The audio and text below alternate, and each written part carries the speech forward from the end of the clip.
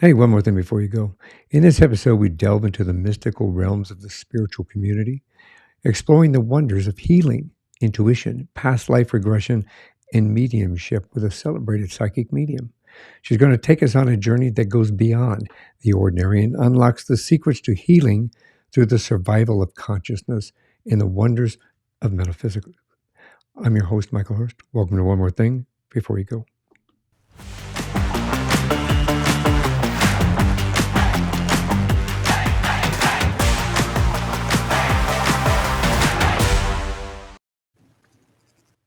My guest in this episode is Annie Larson. She's a celebrated psychic medium who provides evidence of the survival of consciousness to clients. She's a spiritual community leader, a metaphysical guide, a spiritualist, a Reiki master teacher, published astrologer, past life regression therapist, and advanced yoga teacher. She's been featured on television, radio, podcasts, magazines, and newspapers, including the Washington Post. I'm excited and honored to have her on the show. So welcome to the show, Annie. Thank you, Michael. Thank you for having me. I'm very excited to be here. I'm just as or more. I can't wait after kind of learning more about you and what you do and how you teach people to open doors and allow positivity into their life from so many different aspects. This is going to be a wonderful conversation. Thank you. I love to start at the beginning. So I'd like to get that old show, "This Is Your Life." I do. Kind of. Yeah, I like to kind of do that just a little bit, but I always start like, where'd you grow up? So I grew up a couple of different places. When I was younger, my dad was in the Air Force, so I got the tail end because I'm the youngest of seven. So I got the tail end and living overseas in England and France, New Mexico, and then I grew up in the suburbs of Northern Virginia, which is just outside of Washington, D.C. That's it. Interesting to be able to grow up in Europe. I guess being a child of a military individual does have some benefits. Yeah. We lived in England and France. My dad was actually um, tasked with closing down most of the military bases there after Mm. World War II.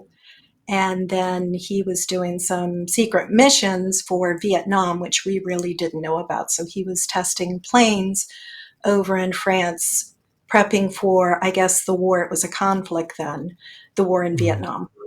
I'll be darned. That's kind of amazing, actually, especially his contribution to that. Oh, Um, yeah, he was a flying tiger. So he oh, was. very cool. Yeah, very cool. Do you get to talk to him? It's interesting that he comes up so quickly. When I came back into this work, probably about 13 years ago, my dad was kind of my spirit guide for a long time. And the contribution that he made over and over in readings was the military information. So my dad would come in and he would show me the color of the uniform and then he would show me the medals. And so dad kind of gave me all the information, whether they served in the wars and which wars they served in.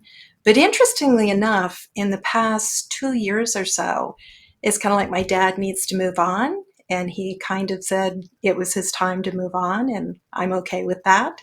So I miss him in that aspect. And so it's interesting that he comes up so quickly. Well, I think the contribution to humanity from that perspective is an amazing thing when Yeah. you get to work with somebody like what he was doing, because that is a contribution not only to us in America, but it's a contribution to the world, which is thank you to your father for doing that. Um, since it brings up a question, if you don't mind, I know we were talking on where you grew up and so forth, but if I can interject this question really quick. So when you talk about him moving on, do all souls move on? Because I've heard different versions that we live in perpetuity in that soul, and or time is different on the other side.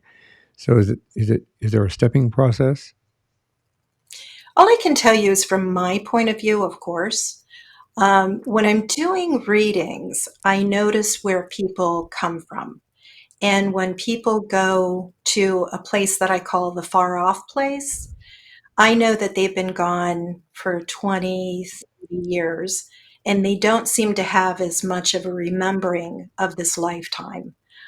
Souls that leave, or humans that have recently passed, I typically know that they pass sooner, within 1 to 3 years, and then there's kind of a 5 to 7 years. So it's interesting that there's these different places for me of where they come from and how they come in. It's hard to explain, but it's kind of how I know how long that they've been gone. And then they'll share different information. I notice the further out that they go, the less they remember about this earthly plane, and the more they have messages about, like, healing humankind than about more individual type stuff. So all I can share is from my own place. I believe that we go back to source. So when I see them on the other side with my third eye, with my mind's eye, I see them as a beam of light that comes in, and I have a sense of whether they were male or female when they were incarnated. And um, I feel them in pure white light. So the background is kind of this grayish cloud mist background with them as a beam of light. And as they move closer to me, I actually, and I say this when I'm in sessions with people, I'm like, I'll get really hot. So it's like I have to meet their energy, and their energy is so strong sometimes that I really have to work at staying cooled off. So a lot of times clients will see me taking off like sweaters and stuff as spirit comes in. That's an interesting approach. As let me regress back to the previous conversation, if you don't mind, Yeah. because you've come into this portion of your life and you developed it at an early age. I'm assuming. Yes. Can you tell me a little bit about how you what when did you recognize that you might have been a psychic medium? Did you see spirit? Did you see or hear something or hear spirit come through? Did you talk to people? How did you first recognize it, and at what age, if you don't mind? I was very, very young. I think, in looking back over my life, because part of it, I'm trying to write a memoir, so I'm trying to look back on my life and re-experience certain parts of it. I know when we lived in England, there were things that I felt on the stairs, and I was really young. So we're talking like 3 years old, but having a sense of something's on the stairs, another being. Because when people are around me, I sense them kind of as beings rather than like humans. So when somebody walks into a room, I'll typically know like who walked into the room. But anyway, back to the story about when I was young. So when we were in England, I had some of these senses. Even when I was young and getting out of bed from a nap, I remember the sense of having beings in the room that I knew weren't mom and dad and my siblings and stuff. But I think the core remembering that I have was when I was 5 years old and I was with my sister. She had come back from a seance because she's a lot older than me. And it's no surprise that my family has an interest in spirits and the metaphysical. And she had come back from a seance where she was told she was going to be visited and would I come sleep in her room?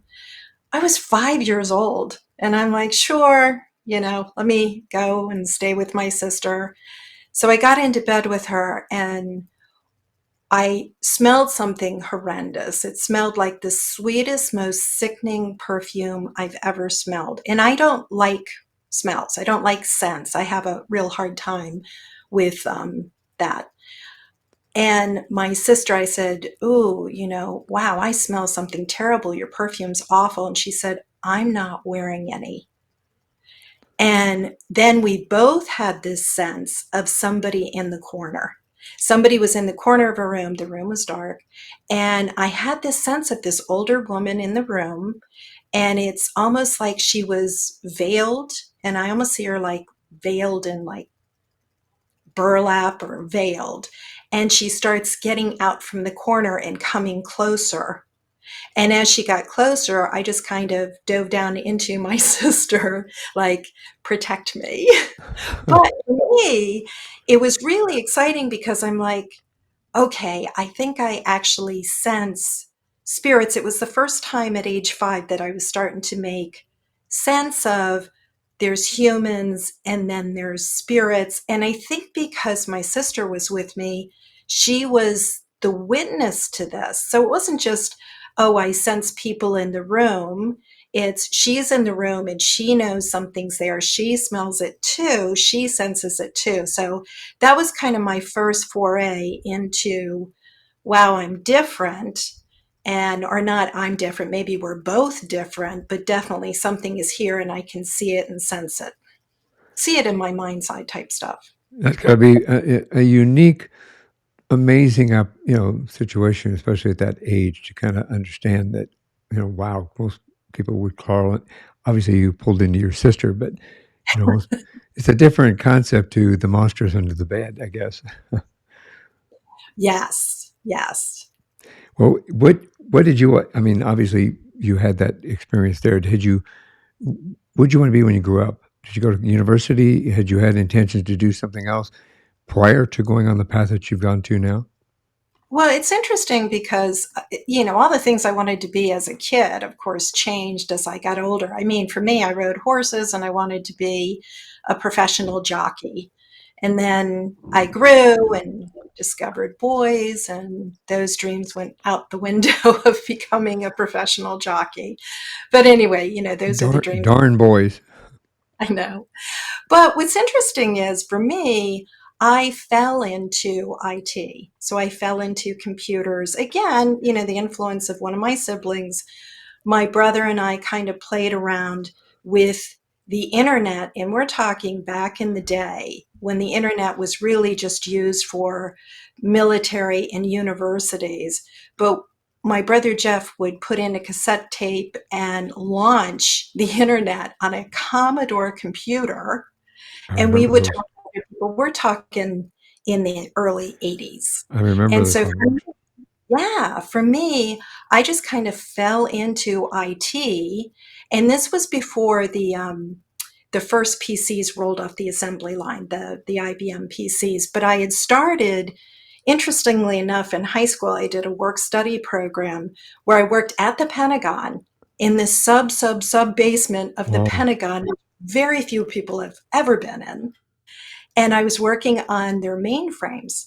And that's where it sparked an interest. So my senior year, I'm on these 3270 IBM, you know, keyboards, inputting stuff, and it Whoa. fascinated me.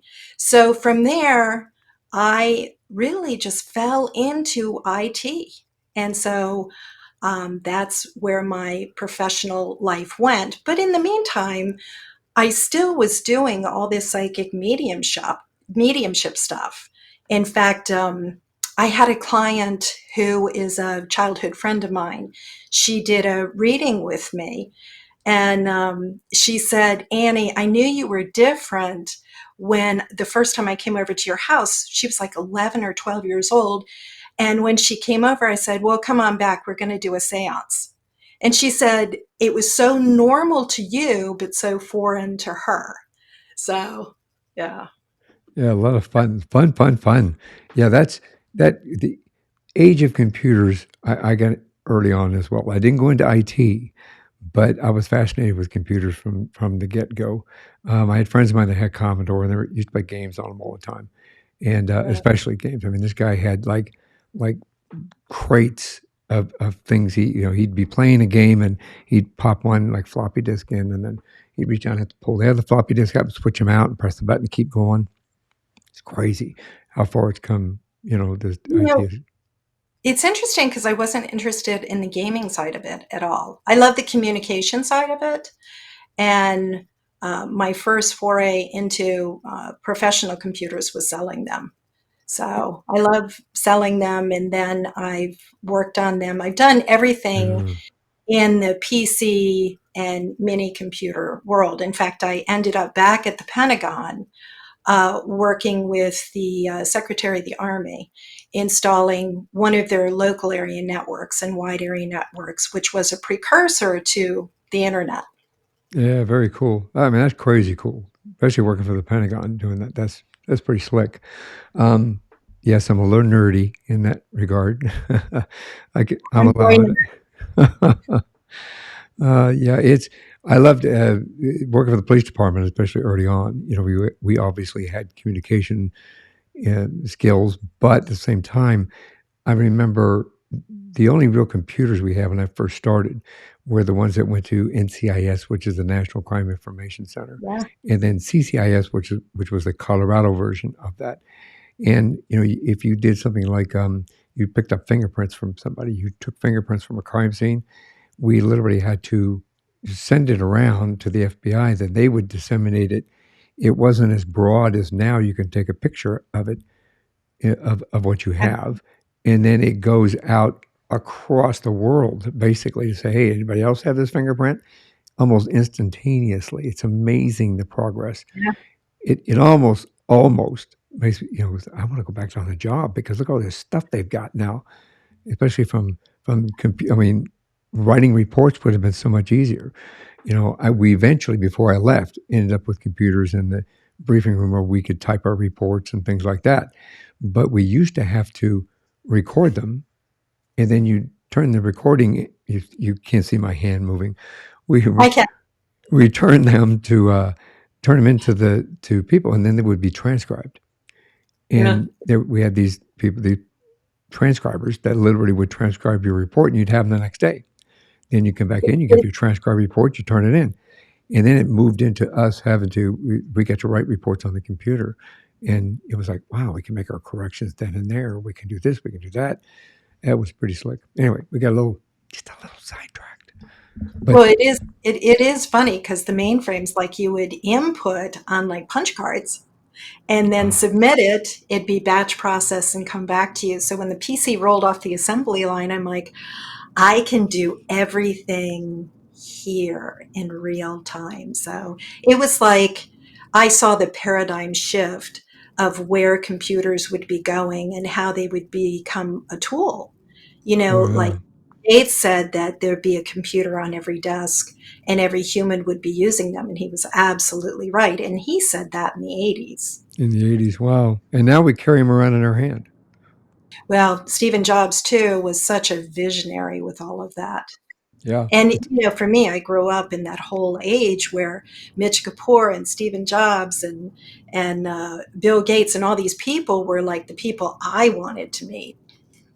I can imagine, especially coming from that industry, from Yeah. that perspective. I grew up with Star Trek, so my thing was I want what they want. They had what the precursor to the iPad, I guess, when you'd They watch do. them. They had the communication device. Yeah, I grew up with Star Trek. Are you a Trekkie or a Trekker? I'm a Trekkie, but I mean I've followed them from the original series to the next generation. To I actually stood on the deck of that's a whole different thing. We'll talk about it after the show. But I stood on the deck of one of these starships at the studios when I visited a friend of mine there.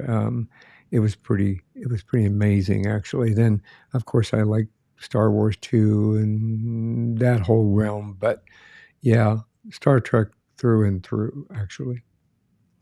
Yeah, Star Trek had a great message, if you ask me, especially in the early '60s. They had a great Yes. message. And again, a lot of what we're using now, we have talking computers. You know, one of my favorite lines is in one of the Star Trek movies was Scotty when they got sent back to pick up the whales, and he goes in and he looks at the computer and he goes, "Okay, computer," and the computer doesn't do anything. Computer, and he So, goes, "I got to do this old school," and he cracks his knuckles and yeah. kind of crazy, kind of crazy. What inspired you? I mean, obviously you had these um, experiences when you were very young. Do you see, may I ask, because I've talked to several mediums on the show that actually they'll be in the grocery store and they'll see spirit. They'll be, you know, at the gas station see spirit. They'll be in their house and see spirit. Do you see spirits in that form as well, or do you see them only the way you just described earlier? And how do they communicate with you? So I see spirit many different ways, and it just depends, quite honestly, on their energy. So if they have enough energy to manifest themselves, I can see them with my eyesight. Most of the time, I see them in my mind's eye. There are times I see glimpses of them, and you're right, you see them everywhere. Mediums can't shut the door, especially natural mediums, which people that are born into this. I just think it's impossible. We can ignore, but I don't think that we can shut it down. So it just depends on really the strength of the spirit that's coming through or showing themselves. There are some who get really powerful and can start doing like anomalies where they can play with lights and they can play with your cell phone and make telephone calls and things like that. And you hear about this a lot. With my own self, I've always had issues with computers. I know we had some issues earlier before starting this, but also lights and stuff. A lot of times I'll have light bulbs flickering and stuff because spirit's trying to get my attention. So, and I don't think that that's, just me that this happens to. I think that our loved ones after they leave are always trying to get our attention. And in fact, I always encourage people to look at their dreams because I think it's such a great way for spirit to come through and have a visit without scaring them. That's I think yes, I think that I agree with you. I think that our loved ones do visit us in our dreams, and it gives Yeah, us an opportunity at least to keep that connection. I think we're all connected, and I think we absolutely. continue to be connected. So No question. Especially if you start looking at soul groups. Absolutely. yeah, Soul groups incarnate together and they stay together. So, absolutely, I think we stay together and have those bonds well after we leave this earthly plane. and I think that's part of the consciousness that you talk about, isn't it? Yeah, absolutely. To get a better awareness of the fact that we are all connected and that we're all part of Source, and that reaching a certain level of consciousness can help us in many aspects of our lives to continue to heal in many different forms, whether it be physically or emotionally and or mentally, from those Absolutely. perspectives. You were speaking of lights. I don't know if you have noticed, but I have noticed while we were watching, I keep seeing flashes of light above you and around you. I know. I saw it earlier and I didn't want to say anything. Yeah. But yeah, we had, in fact, when we were trying to fix the camera and some of the things, the delay that was going on, I saw big flashes of light and I just laughed. I didn't want to mention it to you, but yeah, I saw it and I was like, okay, okay, they're just letting me know Yeah, they're so, here. they're there. Yeah, so if anybody's watching, and when you go back and watch it again because they've been going on since we've had this conversation started on the It recording doesn't, side of it for sure. yeah, it Um, doesn't surprise me at all. yeah, Are it's they pretty. showing up like orbs or just flashes? Actually, I've seen trails, and there's another one right there that just went over your head. Um, like I'm pointing to you. Yeah, there's another one. So it's not just an orb. It's actually like a. Trailers.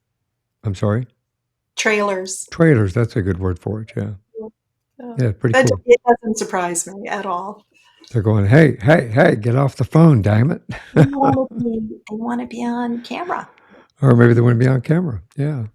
Well, I'm ready for my close-up, Annie. I'm ready for my close-up. That's pretty cool. So, at what point in your life did you, kind of really realize that, you wanted to become a full-time psychic medium? Well, I was one. In fact, I came up through my childhood, my teenage years.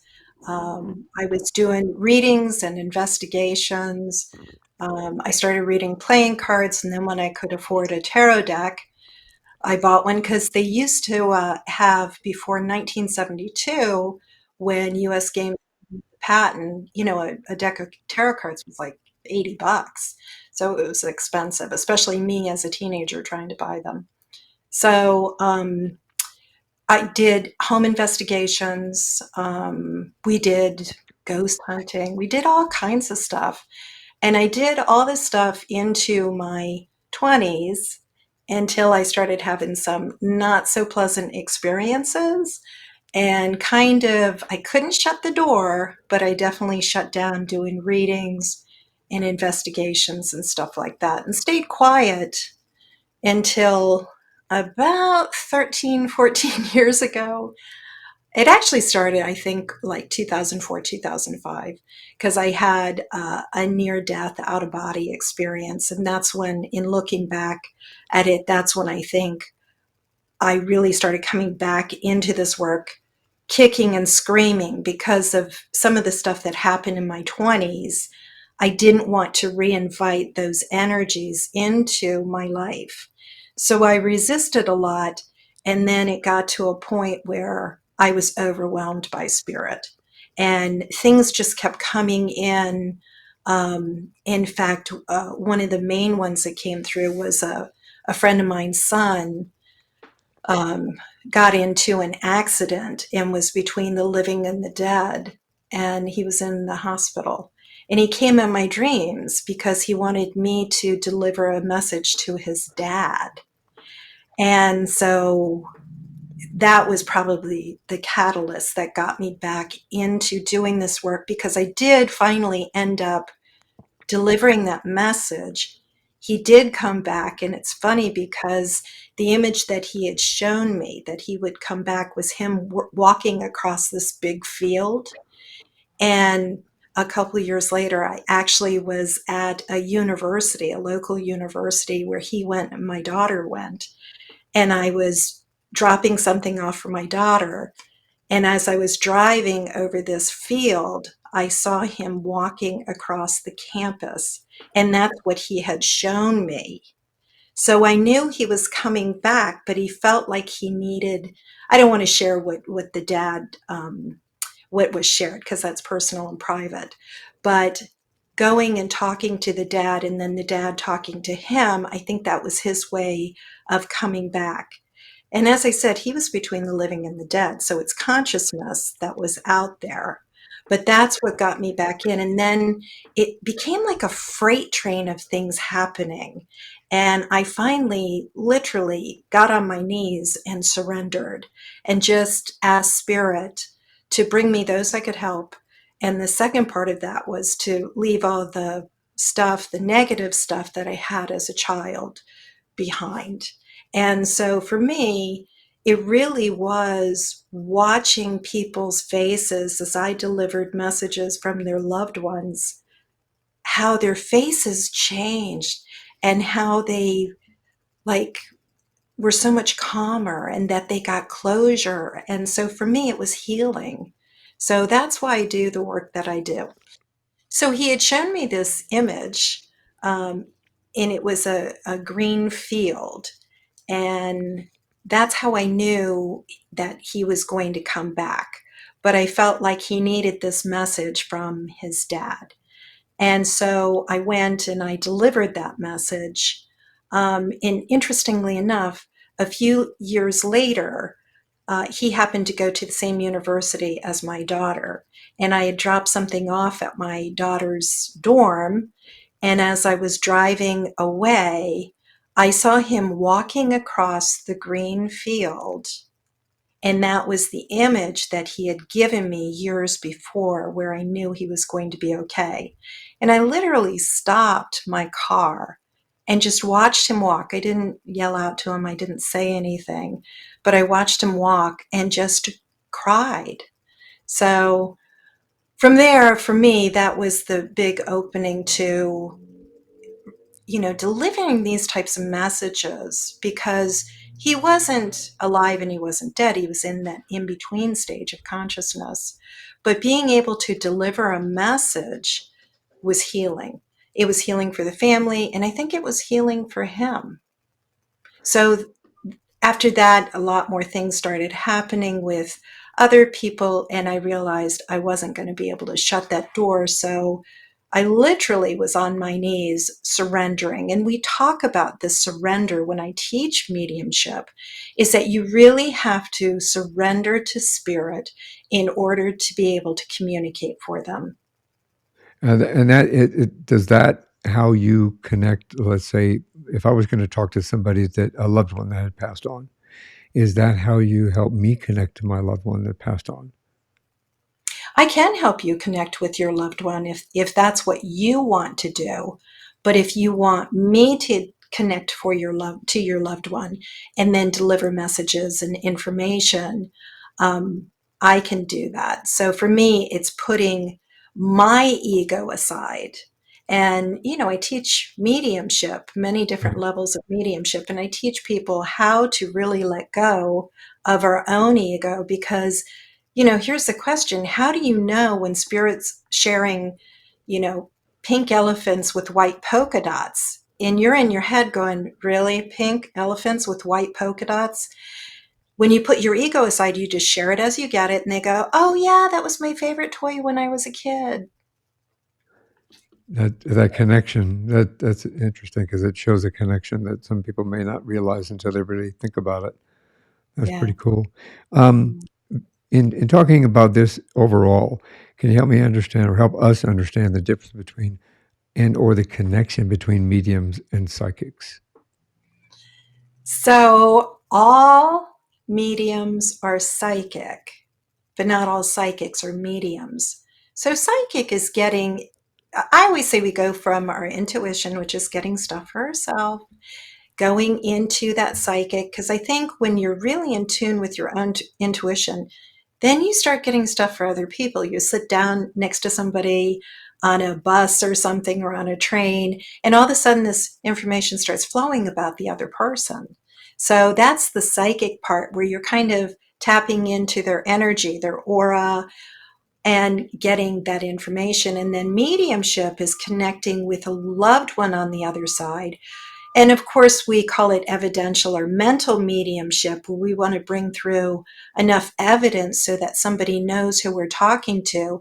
But for me, the important part of that is that you're sharing memories, because memories are so personal and intimate, and you're sharing the personality of the spirit or the loved one who used to be here, because those are the type of evidence that nobody can look up. Instead of the name, rank, and serial number, which you want to give, you get more of that rich information. And that's truly where mediumship comes in bringing through the personality. Because if you just stay with name, rank, and serial number, they were this age, this was their birthday, and here's where they died, or something like that, then you might actually be delivering a psychic reading, just reading from their own energy. Yeah, I think that in the world that we live in, the metaphysical world, that there's a large portion of us that it's growing, starting to recognize more that it does exist, and that there is a possibility of what's on the other side, for example, and the possibility of what does exist within the universe that allows us to connect in a higher level, in a higher consciousness. Um, I find it very, very intriguing with regard to both mediums and to psychics. I think that I know that some of the people that I've spoken with that and have these, I like to call them gifts because I think they're gifts. It gives us gives you the opportunity to help somebody get closure, to help somebody move forward, to get a message across that they didn't get to say. As I told you before we started this, the conversation. One more thing before you go. Originally was designed because we didn't always get to say what we wanted to say before we left. We didn't get to always tell somebody as they walked out the door, "I love you," or "I miss you," or "I'm proud of you," kind of a situation. So from from the perspective of medium slash psychic, that gives us an opportunity to kind of reconnect and be able to deliver that message, correct? Absolutely. And in fact, there have been times where the last words the person spoke are what they give me. I had a reading this past week and had something unusual come through, and it was like part of a poem. And Mm, so I read it to my client. And the interesting part was that her sister, who had passed, did write poetry and did write in journals and stuff like that. So I think she was trying to communicate maybe a little bit about what it was like on the other side. I mm. wasn't quite sure because I deliver it exactly as I get it. Sometimes, too, I said, this may actually be in her journal. Because sometimes when spirits show me a picture of themselves, and especially when the person can't connect, they're like, I don't remember them wearing a red shirt, or I don't remember them wearing plaid. I'm like, you might find a picture of them wearing exactly this. That's happened so many times where people then email me and go, oh my God, I found this picture exactly how you described them. So it's interesting. It's kind of that confirmation after the reading. That's pretty cool, actually. It's that little nudge to say, "Hey, I'm really here. I'm still here." Absolutely. Yeah, that's pretty And cool. then, yeah, yeah. How do if I know that you're a past life regressionist, and I understand this perspective to a point. I am when I was with the department, the police department, I went and got trained as an investigative hypnotist. And back when I had done this, it was many moon ago. We won't say how long. We'll just say a little ways back. It, it was interesting because it wasn't allowed in court, but what we were trained in doing, it were to take people back to a specific crime event or whether they be the victim or a witness in regard to that, then we would walk them through that to see if we could get any insight into what took place during that time period. And we sometimes would get, a partial license plate. With a partial license plate, we were able to run through the system and take that through the system, make a broadening thing. Then we were able to tag that partial license plate to a full license plate that matched the vehicle description, et cetera, et cetera. So within thinking that, I know that in our training, we talked with this individual that did train us. I say us because it was obviously a class full of cops um, from different agencies. It they talked about past life and taking somebody back farther than that. At that time, that was not part of the class for obvious reasons. We were there to learn to take somebody back to a certain point, but the same principle applies. Not aligns. Oh, aligns is a good word. Oh, yeah, Mandalone's good. Yeah. Yeah. So, with regard to that, um, how do how does taking somebody to a past life help them heal in this life? Can we touch on that a little bit? Sure. There's one of my favorite stories that I tell about this, and this is now a long time ago. So this is probably 7 or 8 years ago now. I took somebody through a past life regression, and she had shared that she was anorexic, and, she was being treated for it and stuff. And I regressed her back, and she went back to the time of the Druids, where the Romans were invading England, I guess where she was a Druid, or maybe it was Scotland, I don't remember which. And she was the head of the Druids. And so, as a male, interestingly enough, and so to stop the Romans from invading and destroying, killing all the Druids, she decided that there had to be a sacrifice. So they sacrificed one of the Druids and they ate their brains. And so, anyway, it didn't help. The Romans actually slaughtered all the Druids. As she's telling this, when people are sharing their stories and stuff during the regression, for me, I'm trying to just take them to that lifetime and what they've learned and how they died and who they were around, and trying to pull out that healing information. And so when she came back, we both just kind of laughed. But for me, I'm like, well, you sacrificed somebody, that must have been hard. And then you ate their brains. Hello, that must have been really hard. And so maybe she brought the karma into this lifetime where she doesn't want to eat, because she's got that lifetime where she, as the head of the Druids, had to do this, that had to be a hard decision. And then it was unsuccessful. The Romans killed them anyway. The weirdest part about this was I didn't think I don't know about the Druids. I mean, I know they worship trees and stuff, but I don't know a whole lot about them. She went in historically, looked up the information, and found that everything she shared was accurate. That the Druids would have sacrificed, would have eaten brains, and yes, the Romans did try to destroy the Druids. So I find it really fascinating finding this historical data, which I've definitely heard people finding. But for her, the healing part of it is wow, maybe in this lifetime now, being aware of what you did in a past life, you can then forgive yourself and go on and maybe do healing where you can live a normal life and not have anorexia. That's an amazing story. Yeah, Actually, that's an amazing story. I think that you know the we as human beings obviously are compassionate for the most part. There's some slide back in certain areas in the country, unfortunately, in the world. But for the most part, we are compassionate, we are empathetic. And I think that sometimes when we bring something back from the past, we carry it with us into the future. We carry positives and we carry negatives. And those negatives sometimes overtake the positives in regard to that. If somebody's trying to kind of manage that and think that it may be associated with, let's say, a past life, how far back can we go in past life regression? forever.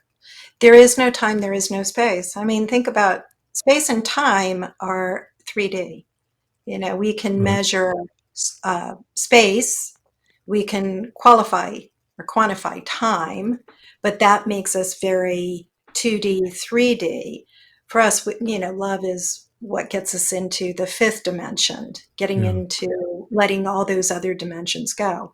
So if we know there is no time and space, you can go back as far as you want. It's as far back as your own self will allow yourself to go. And I believe when I do past life regression with people, they go where they need to go. They're the ones finding it. Mm. I'm just the leader. Like in hypnosis, I am using hypnosis. I'm using hypnosis and some other things trained by Dr. Brian Weiss, but using these methods to take people where they need to go. Because, you probably have noticed most everything that I do, I really believe we all can do these things for ourselves. I always feel like I'm just a guide in this lifetime and I'm just guiding people. I'm just pointing the finger at the moon and they're figuring out what the moon is to them, type stuff, if you want to take a Zen Yeah. Buddhist approach to that. Well, I mean, realistically, yeah. I mean, in today's society and culture, especially in the United States, we're taught as children if you have an imaginary friend that maybe you actually see and hear, but we're taught to that's just an imaginary friend. They don't exist, and we're taught to not think about ghosts. We're taught to not think about angels, not think about anything that you can't talk to the dead. You can't talk to somebody that's gone. We're taught as young children, for the most part. I mean, obviously, there's some exceptions out there that the family embraces that type of spirituality. But I think society and culture in general, especially in this area in the United States, that we are it's kind of a taboo subject, and we don't talk about death. We don't. My grand when I was a kid, my great grandfather died, and I said, "Oh well, how did he die?" Well, that's not important. He's going to bury him. We're going to he's going to have a funeral. Yeah, but I just kind of know a little bit more. Why did he die? How did he die? I was like, Yeah. I think I was 9 years old or 8 years old, something like that. They said, we don't talk about that. He died. You loved him. We're going to bury him. We're going to go to a funeral. And then afterwards, we're going to go to grandma's house and eat. And then we're going to go home. Yeah, I mean, it was that, at least from my perspective, it was that point blank. Same thing with having an imaginary friend. We're told that you shouldn't be a psychic. You can't be a psychic. You can't believe in mysticism. You can't believe in the metaphysical aspect of it because that doesn't exist. Science doesn't prove that it does exist, so it doesn't exist. How can we seek out and understand that I think we all have the innate ability within us to be a medium or a psychic or to open those doors, open that third eye. What steps can we take to kind of recognize that we want to learn that a little bit more and come to you and to teach us? So, first off, I don't think we're all capable of psychic and mediumship the way that I do it for strangers. I believe you can do it for yourself so you can connect with your loved ones. In fact, I just wrote a magazine article about how do you know if you're a medium and kind of give some indicators and stuff. But, I look at mediumship kind of like I look at Yo Yo Ma. He's a famous cellist. He picked the cello. He came into this world with these natural musical abilities and then developed and nurtured them. But he was born this way. And I think certain people are born this way and they develop and nurture it. Can you develop an ability to talk with your own loved ones? Absolutely. I don't think you really need to develop too much to do that because they can come in your dreams and stuff. But I do think that, I laugh because I believe mostly religion stops us from believing in this stuff because I personally believe religion wants control over everyone. So they want to tell you who, what, when, how, why, the whole nine yards. For me, I'm like, I want you to explore everything for yourself and to realize that you have all this stuff within you. You just need to explore it. And on the with religion too, what I find so interesting, I know in Catholicism we say the Father, Son, and Holy Ghost. Like, hello, Yeah, you're looking at the divinity of God as a ghost. So I'm like, I don't understand really where we don't believe in spirit because every religion does believe, I think every religion believes in spirit. I don't know if they believe in life after life, but they definitely believe that we have an existence of our spiritual or our soul self. So I don't know. I think a lot of it, personally, for me, is just control.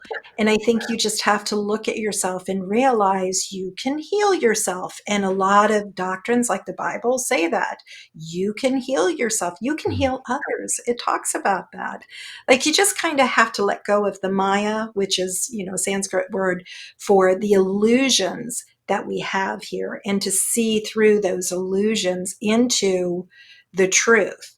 And we let a lot of dogma get in between what we know to be true mhm. for ourselves. For me, I was brought up in a religious household and I just didn't believe in any of it. It was just like, as I always say, I love the singing. I really connected with the singing. But the dogma that they were trying to teach me, to me, was just nonsense. It was just ridiculous to me. I agree with that. I grew up Catholic. I was Same, raised Catholic, but same I'm no here. longer Catholic. I'm not a practicing Catholic. And Yeah. a lot of the dogma, good great way of presenting that, prevented me from being the spiritualist that I am today. I have a broader view of what exists out there and how we're all connected and the universe is connected. You all of us are connected to source. And I feel that, and obviously we won't go too far into this, but I feel that organized religion is there to do exactly what you said. Control is how much control it can have somebody. And Well, I mean, yeah. How else are they going to get funded? exactly, it's a monetary aspiration for them to be able to, an opportunity for them to say, well, you are required to tithe 10% to the church, and you are. 10%?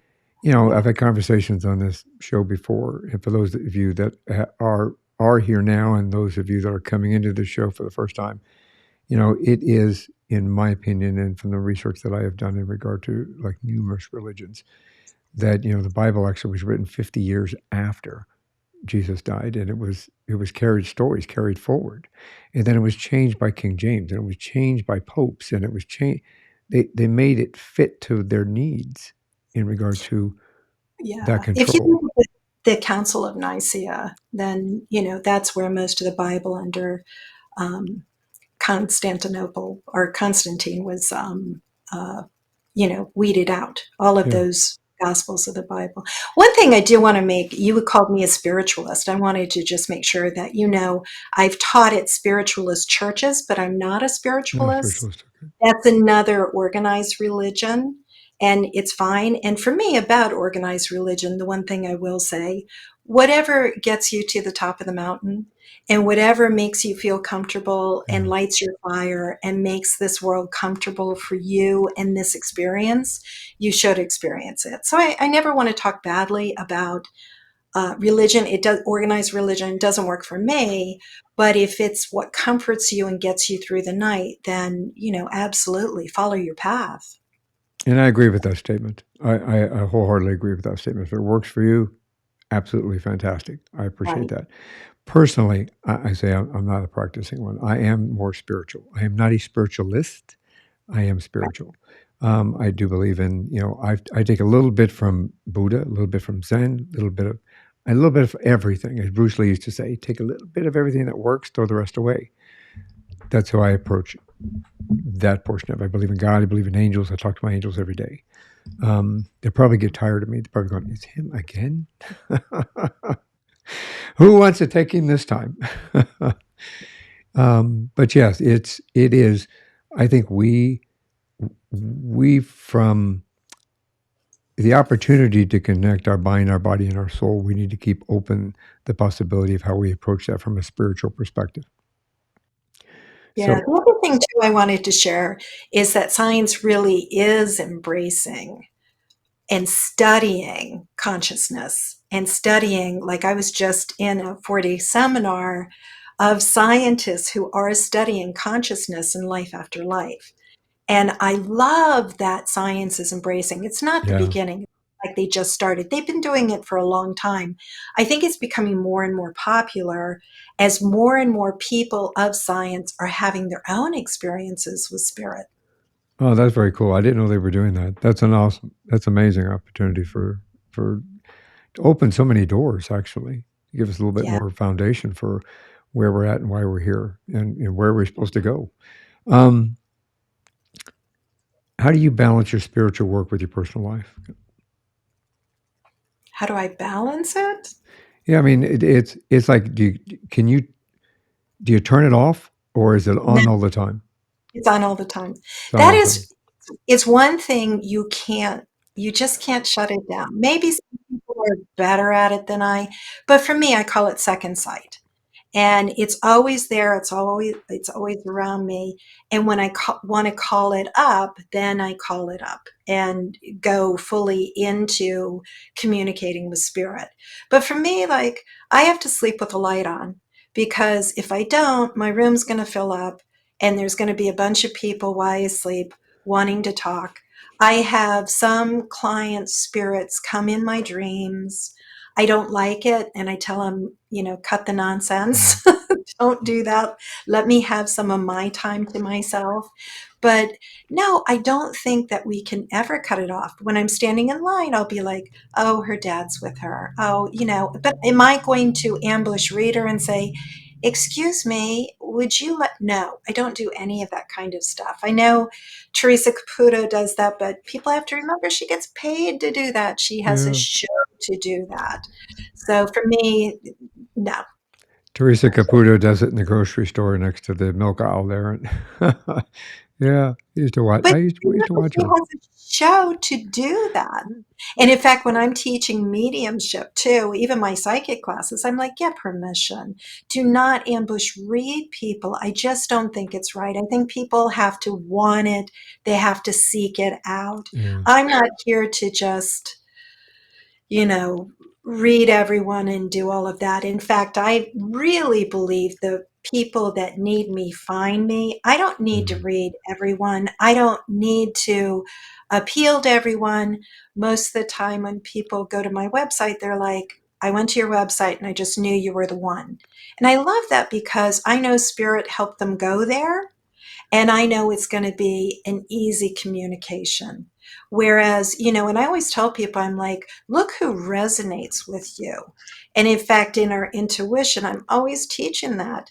Look what resonates with you. Start trusting yourself. How do you incorporate, uh, you uh, let me try this again in English. Do you incorporate metaphysics with healing? Oh, absolutely. And Absolutely. can you help us understand how you apply those principles and those theories within healing ourselves? So I thought well, when I'm in a session, like a Reiki session, when I'm working with somebody's aura, I can't help but get information for them. So for me, how I incorporate it is if they want me to share that information, because I don't want to ambush read anyone, but that they can book to incorporate both a reading and healing session. Is that what you were looking for? Yes, it kind of help us understand how metaphysics, the application of metaphysics. Again, let me try that in English. Help us understand the application of metaphysics into our healing process. I know that you use Reiki, you use mediumship. Reiki, but there's a lot of different forms of healing that I actually use, and maybe this would be helpful to you in applying metaphysics, is that a lot of times too, I can have someone work through me. So I can have a spirit or an Mhm, ascended master or a spirit guide come and meld with me to help the person heal. mhm, So it's kind of mixing that whole spirit with healing, because there are right, different channels, like Reiki being a channel of healing, that there are other channels of healing that we can use. Because I do believe, even in doing mediumship, when somebody comes in for a session to connect with their loved one on the other side, it's healing for them and right. it's healing for their loved one on the other side. So it's healing for spirit. I believe it's just kind of getting that closure, if there is closure, and getting those messages, if there is messages. Sometimes they just want to visit and they're not really cooperating and saying something really profound. Everybody wants Yeah, the really profound. I'm like, no, they're just coming through to say hi. and that's just hello, hello, how you doing? Yeah. Ciao, ¿cómo está? Yeah. It is. Um, I think it's an opportunity for us to embrace what the possibility is of Yeah. what may exist out there, and I think that we have. Um, I won't say a need or a desire, but we all have a need or desire to be able to reach out to someone that was past or someone that we loved and want to get answers or to get closure.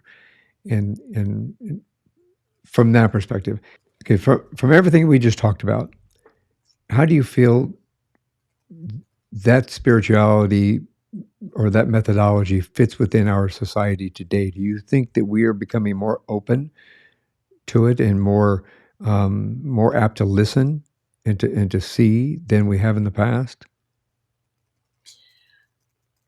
Wow, I have like 100 things to say. Let me organize my thoughts. Like, it just brought in so much, you saying that. For one thing, I find it interesting with the pandemic how many people left, you know? So I find it, a lot of my teachers have left the body. So I think it's a time where maybe some of the older souls are leaving because their time has already been.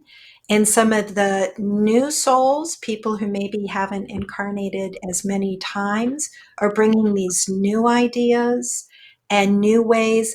And I'm going to look to my Gen Zers and my millennials who drive all the baby boomers nuts and all the Gen Xers nuts, because they're very different. I think they're much more spiritually inclined.